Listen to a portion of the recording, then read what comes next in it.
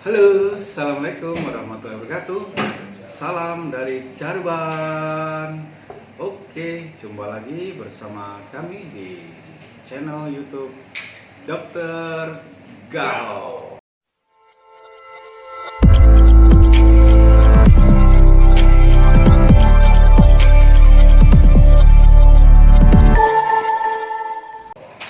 Oke, Mas Erlangga seperti biasa. Oh iya, sorry. Sebelum nonton konten kali ini, seperti biasa, untuk subscribe, like, comment, and share supaya channel ini bisa bermanfaat untuk teman-teman semuanya. Oke, seperti biasa, hari ini apa yang mau kita sharingkan ke teman-teman penonton YouTube Dokter Gaul. Sebelum kita ngobrol terkait tema yang kita share hari ini, sekali lagi ini adalah channel edukasi kesehatan, lebih spesifiknya terkait PHTKL, dan mungkin nanti ke depan kita bakal lebih meluas lagi ya, secara umum mungkin bisa ya Dok ya? Boleh, apa aja yang penting ada manfaat buat teman-teman penonton channel YouTube Dokter Gaul ya. Oke Dok, ini kembali lagi nih hal yang sering diremehkan masyarakat, terutama orang tua nih.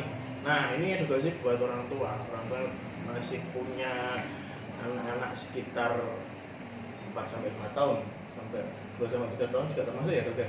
Ya, ini aja kasus yang terjadi hari ini. Oh, ini inspirasinya kasus yang terjadi hari ini nih teman-teman. Jelas ini kasusnya adalah kasus seorang anak perempuan berhijab yang hidungnya kemasukan jarum pentul. Nah, ini. Jadi ini khusus buat teman-teman terutama yang orang tua nih. Jadi hari ini Dr. Sadro baru menangani sebuah kasus yang sering terjadi juga ya, bukan sering tapi sering diremehkan sama orang-orang tua karena kelalaian orang tua sampai akhirnya anak-anak bisa kemasukan jarum pentul. Nah, ini yang pertama Dok, kok bisa kemasukan jarum pentul? Jadi gimana ini? Jadi ceritanya ini ada anak perempuan memakai kerudung atau hijab, usianya masih 7 tahun. 7 tahun. Jadi dia datang ke tempat praktek saya awalnya itu, atau ke UGD saya lupa itu. Jelas dia mengeluh bahwa hidungnya kemasukan jarum pentul. Oke. Kalau ditanya sih sebenarnya jarang ya kasus yang sampai hidung kemasukan jarum pentul itu sebenarnya jarang.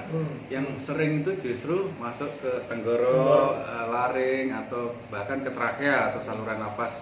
Karena sering dimut kayak gitu ya.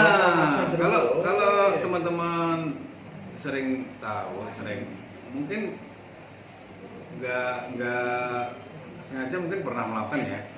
Jadi kadang-kadang seorang wanita yang berhijab kadang-kadang kalau mau memakai kerudung atau jilbab itu kan kadang-kadang jarum pentulnya digigit. Nah, itu resiko ibu-ibu paling sering terjadinya jarum pentul yang masuk ke saluran nafas itu adalah karena waktu memakai hijab digigit dulu. Nah, kejadiannya gimana? Kadang-kadang tanpa disengaja dipanggil dari belakang atau ditepuk temannya dari belakang.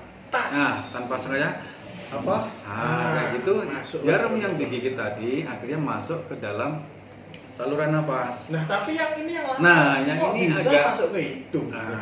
Kalau dari anamnesis atau yang kita wawancara langsung ke anaknya kooperatif, 7 tahun tapi sangat-sangat kooperatif. Dia bilang memang katanya lagi mainan jarum pentul tanpa sengaja kehirup. Kayak gitu. Jadi hirup guys. Udah setelah kehirup sepertinya dia berusaha mengeluarkan, tetapi karena pentolnya di belakang, yang lancip di depan, akhirnya yang lancip itu justru nancep di satu bagian rongga hidung yang namanya konka, tapi yang bagian inferior bawah yang belakang. Dia nancep di situ. Sehingga bentuknya itu nanti ada saya share nanti ada foto ronsennya. Foto ronsennya itu melintang ke belakang dan ke samping. Makanya tadi itu agak-agak bingung juga mau ngambilnya ini posisinya sebenarnya bagaimana. Jadi sampai pasien ini kita ronsen beberapa kali ya. Kemarin sudah kita ronsen, kemudian tadi pagi sebelum kita lakukan tindakan kita ronsen ulang. Pasca kita lakukan tindakan juga kita ronsen ulang. Sehingga ya keluarga atau ibu pasien biar marah bahwa benda asingnya itu sudah diambil. Ini kira-kira resiko yang paling mengerikan. Oke, jadi gini, kalau kasus yang kita tangani hari ini tadi masuk di rongga hidung, saya rasa nggak terlalu rumit ya. Artinya pun resiko paling kalau terlalu lama di situ nggak segera diambil infeksi. Tapi resiko yang agak merepotkan itu sebenarnya kalau jarum pentulnya itu masuk ke trakea. Trakea itu ke saluran nafas. Jadi sudah masuk dalam pita suara, masuk ke saluran nafas. Makanya trakea paling sering nancepnya di situ. Atau kadang-kadang malah sudah masuk ke cabang saluran nafas yang menuju ke kedua paru atau bronkus. Kadang sampai ke bronkus itu bisa. Dan itu tindakannya ya biasa THT melakukan, cuman agak rumit memang karena kita berbagi lokasi atau area, jadi area lapang pandang operasi kita berbagi dengan teman sejawat anestesi. Jadi itu kita nggak bisa pasang alat bantu nafas, jadi anestesi bius, pasien tidur kita kerjakan, nanti saturasinya turun, ya kita mengeluarkan alat anestesi bius lagi. Jadi ribetnya di situ. Kebanyakan kasus ini biasanya pasien itu kalau setelah kejadian rata-rata langsung cari pertolongan, sehingga jarang sekali kasus seperti ini sampai berlarut-larut, itu jarang. Ya, apalagi kalau biasa yang paling sering kasusnya itu usia remaja itu yang paling sering, usia SMP, SMA itu paling sering. Kalau anak-anak seperti yang hari ini kita kerjakan itu mungkin karena memang lagi bermain, jadi bukan karena mungkin dia tidak lagi pakai hijab, tidak, memang lagi bermain tanpa sengaja kehirup masuk ke rongga hidung, itu aja sih. Gitu. Nah, lalu proses evakuasinya. Oke. Selama apa dokter? Ya, berapa jam sih tadi? Nggak sampai berjam-jam ya, tapi juga nggak terlalu cepat juga karena memang kita harus betul-betul identifikasi dulu lokasinya, jarum di mana. Yang jelas pasien tadi di bius total ya, di bius total. Di ruang operasi. Di ruang operasi, tapi tidak kita iris-iris, tidak.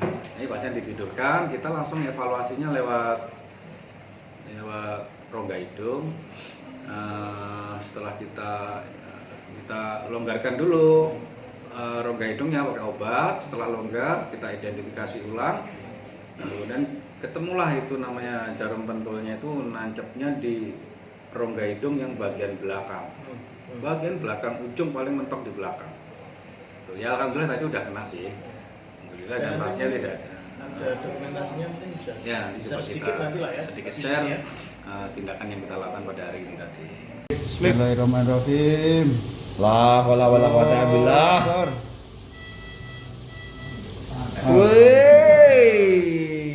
Alhamdulillah. Oke. Kalau untuk yang bahas terkait jarum pentul yang masuk ke trakea dan bronkus yang pada umumnya sering dilakukan oleh perempuan, mungkin kita bisa kulik lagi, kita bisa bahas lagi di next video. Oke, karena kita hari ini fokus karena terinspirasi dari pasien tadi. Ya, hari ini kebetulan pasien hari ini yang masuk hidung tadi. iya, masuk hidung. Alhamdulillah tidak ada komplikasi, tidak ada perdarahan. Pasien juga sudah sadar penuh setelah pembiusan.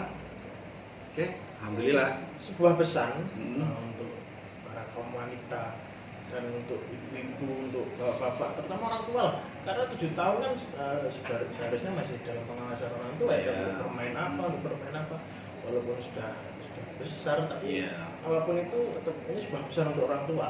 Jangan sampai inilah terledor putra putrinya.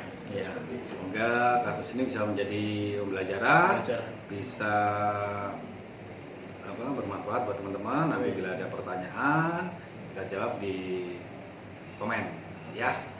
Oke, mungkin sekian dulu ya yang kita sharingkan pada kali ini. Semoga bermanfaat, kurang lebihnya mohon maaf. Sekian, wassalamualaikum warahmatullahi wabarakatuh. Salam gaul.